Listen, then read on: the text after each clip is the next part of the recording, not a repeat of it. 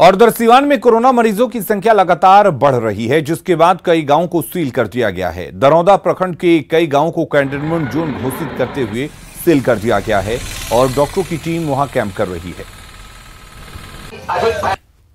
सीवान जिले में लगातार कोरोना पॉजिटिव मरीज मिलने से सीवान प्रशासन पूरी तरह से अलर्ट मोड में है।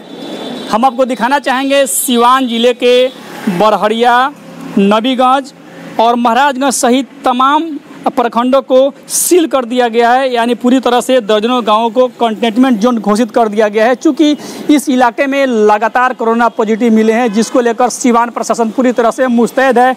वहीं जो मरीज मिले हैं उस गांव में लगातार डॉक्टरों की टीम कैंप करे। आप देख सकते हैं कि ये गांव कितना वीरान पड़ा हुआ है, पूरी तरह से सील कर दिया गया है।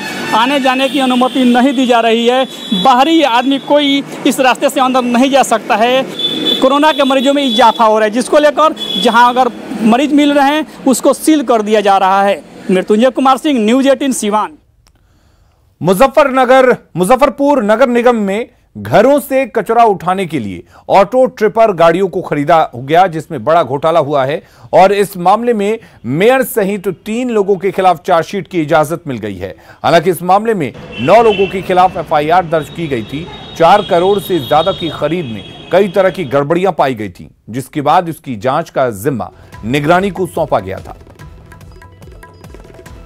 मुजफ्फरपुर में करीब 3 साल पहले अगस्त 2017 में ये फैसला नगर निगम की अस्थायी समिति ने लिया था कि घर घर से कचरे को बाहर निकालने के लिए इस प्रकार के ऑटो ट्रिपर वाहन की आवश्यकता पड़ेगी और उसी को देखते हुए ये फैसला लिया गया। तकरीबन 3 करोड़ 85 लाख की लागत से 50 ऑटो ट्रिपर खरीदे गए, लेकिन सभी ऑटो ट्रिपर कभी इस्तेमाल में नहीं आए और इसकी वजह रही करप्शन, भ्रष्टाचार की बू आते ही इस मामले में विभाग ने निगरानी को जांच का जिम्मा दिया और जब निगरानी की जांच हुई तो इस मामले में जांच के बाद प्राथमिकी भी दर्ज की गई और जो अभी के मेयर हैं सुरेश कुमार, उनके समेत जो अभियंता हैं और जो अधिकारी हैं, जो तत्कालीन 2 नगर आयुक्त रहे हैं रमेश रंजन, और इसके अलावा जो दूसरे नगर आयुक्त थे जो तत्कालीन एडीएम भी थे, उन्हें प्रभार में दिया गया था। उनके खिलाफ निगरानी ने 9 लोगों के खिलाफ पटना निगरानी थाना में प्राथमिकी दर्ज कराई और अब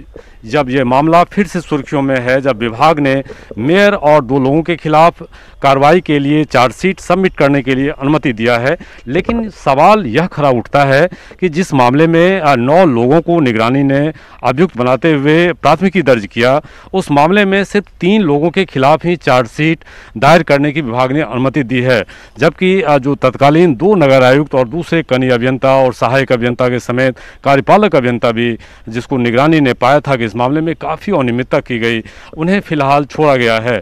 लेकिन अब भी जो ऑटो ट्रिपर खरीद हुई थी, एक ऑटो ट्रिपर की कीमत 7,70,000 के करीब थी और माना जाता था कि जिस समय ये टेंडर हुआ था तो 3 एजेंसियों ने भाग लिया था। उसमें एक एजेंसी तो बिल्कुल हरियाणा की फर्जी कंपनी थी जो कागजों पर दिखाया गया था, जबकि जो दूसरी कंपनी थी उसके कम कीमत लगाने के बावजूद जो अधिक कीमत वाली वाहन थी उसकी खरीदारी की गई और कई इस प्रकार के भ्रष्टाचार के आरोप लगे। जो मोटर वाहन जो निरीक्षक थे उन्होंने अपनी रिपोर्ट में दिया था कि ये कहीं से भी फिट नहीं है, इसकी अनफिटनेस बताई गई थी, बावजूद इसकी खरीदारी की गई और काफ़ी अनियमितता की गई। अब इस मामले में चार्जशीट की तैयारी निगरानी कर रही है।